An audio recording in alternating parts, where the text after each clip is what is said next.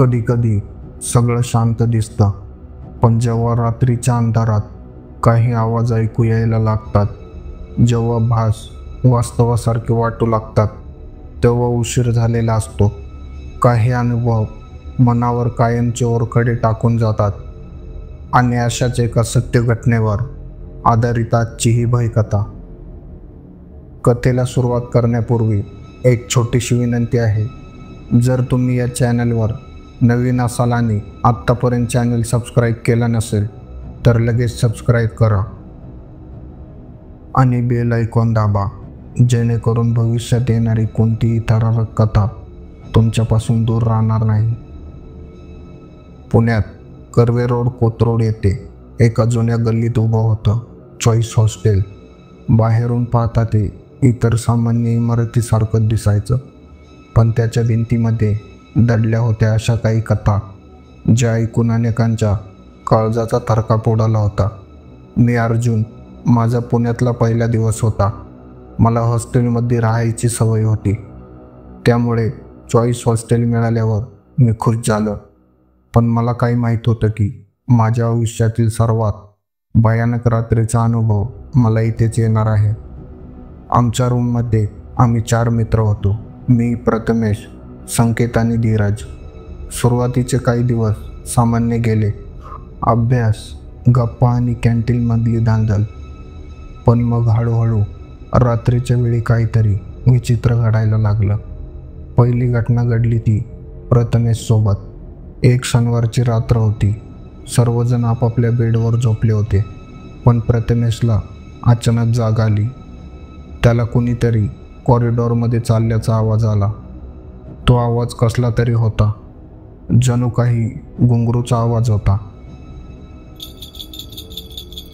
प्रथमेशला वाटलं कुणीतरी नवीन विद्यार्थी आला असेल.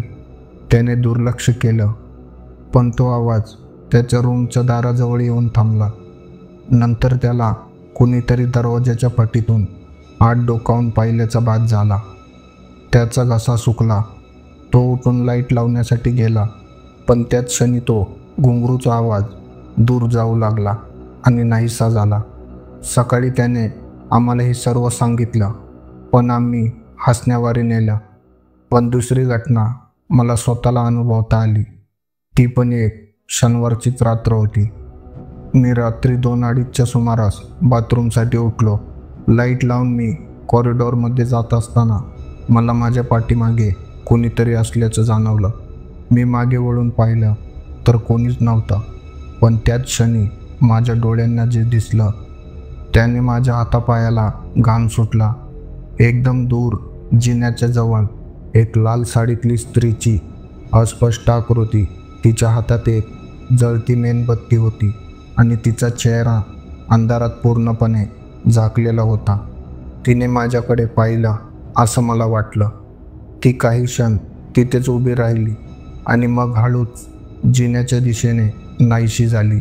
मी धावतच बाथरूममध्ये गेलो आणि परत रूममध्ये येऊन थरथरत झोपलो. यानंतर भयानक किंकाळ्याचा आवाज ऐकू येऊ लागला. कधी मध्यरात्री तर कधी पहाटेच्या वेळी हॉस्टेलच्या आतून कुणाच्या तरी जोरात किंचाळण्याचा आवाज यायचा. तो आवाज इतका भयानक असायचा की झोपलेल्यांनाही जाग यायची. एकदा तर धीरज आंघोळ करत असताना त्याला बाथरूममध्ये तिच्या अस्तित्वाची जाणीव झाली. त्याला आरशात तिची अस्पष्ट प्रतिमा दिसल्याचं तो म्हणाला. त्याने घाबरून बाथरूमचा दरवाजा उघडला तर कोणीच नव्हतं. सगळ्यात भयानक गोष्ट म्हणजे हॉस्टेलमध्ये ज्यांच्यासोबत हे अनुभव घडले ते हळूहळू मानसिकरित्या त्रस्त होऊ लागले. काहींना तर ताप येऊन ते आजारी पडले. आम्ही जेव्हा या घटनेची माहिती घ्यायला सुरुवात केली तेव्हा आम्हाला कळालं की 15 वर्षापूर्वी या चॉईस हॉस्टेलमध्ये एका अज्ञात बाईचा मृतदेह सापडला होता. ती कोण होती, कुठून आली होती हे कोणालाच माहीत नव्हतं. तिची ओळख कधीच पटली नाही आणि तिच्या मृत्यूचं गूढही कधीच उलगडलं नाही. ती कुणाला थेट त्रास देत नाही असं म्हणतात, पण तिचा आत्मा तेव्हापासून आजही इथे भटकत आहे. तिच्या अस्तित्वाने हॉस्टेलमध्ये एक प्रकारची भयावह ऊर्जा निर्माण झाली होती, ज्यामुळे आम्हा सगळ्यांना मानसिक त्रास होत होता. आम्ही लगेचच हॉस्टेल सोडायचं ठरवलं. रात्रभर आम्हाला त्या लाल साडीतील स्त्रीचा चेहरा, घुंगरूचा आवाज आणि किंकाळ्या आठवत राहिल्या. चॉईस हॉस्टेलमधून बाहेर पडताना मी एकदा मागे वळून पाहिलं. अंधाऱ्या खिडक्यांमधून मला अजूनही कुणीतरी माझ्याकडे पाहत असल्याचा भास झाला. मी खात्रीने सांगू शकतो की लाल साडीतील स्त्री आजही तिथेच आहे, तिच्या मुक्तीच्या प्रतीक्षेत.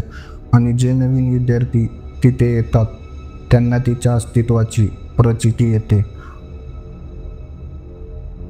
तर ही होती आजची बाईकथा. व्हिडिओ आवडला असेल तर व्हिडिओला लाईक आणि शेअर करा. आणि अशाच नवनवीन बाईकथा ऐकण्यासाठी चॅनलला सबस्क्राईब करायला विसरू नका, कारण खरी भीती अजून बाकी आहे.